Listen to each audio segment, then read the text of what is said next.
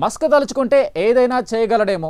Online ఎన్సైక్లోపీడియాగా అందరికీ బాగా పరిచయం ఉన్న వికీపీడియాకు ప్రత్యామ్నాయంగా మస్క్ గ్రోకీపీడియాను తీసుకొస్తున్నారు.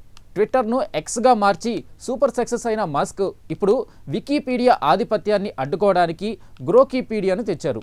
ఎక్స్కు ఉండే ఆర్టిఫిషియల్ ఇంటెలిజెన్స్ను కనెక్ట్ చేస్తూ గ్రోక్ అనే చాట్ బాట్ను తీసుకొచ్చి సక్సెస్ అయ్యారు. అదే క్రమంలో గ్రోకీపీడియాను కూడా ఆయన తాజాగా లాంచ్ చేశారు.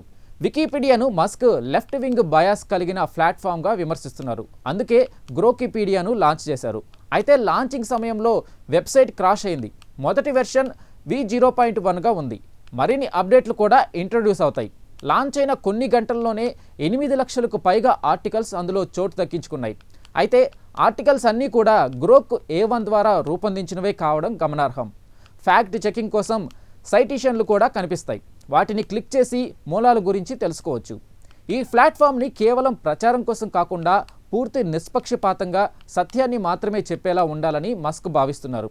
ఇది ఓపెన్ సోర్స్ కాబట్టి గ్రోకీపీడియాని ఎవరైనా ఉచితంగా ఉపయోగించుకోవచ్చు. ఇక వికీపీడియా 7 మిలియన్లకు పైగా ఆర్టికల్స్తో ఎవరైనా ఎడిట్ చేసేలాగా ఆప్షన్స్ ఇచ్చారు. కానీ గ్రోకీపీడియా పూర్తిగా AI ఆధారితం కావడం విశేషం. లెఫ్ట్ యాక్టివిస్టులు నియంత్రిస్తున్న వికీపీడియాకు డొనేషన్లు ఆపాలని కూడా మస్క్ ప్రజలకు పిలుపునిచ్చారు.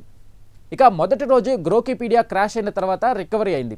అయితే కొన్ని ఆర్టికల్స్ వికీపీడియా నుంచి కాపీ అయినట్లు కనిపించాయి. ఇలాంటి సమస్యలు ఏవైనా కూడా ఈ డిసెంబర్ ఆఖరుకు ఫిక్స్ చేస్తామని గ్రోకీపీడియా చెబుతుంది.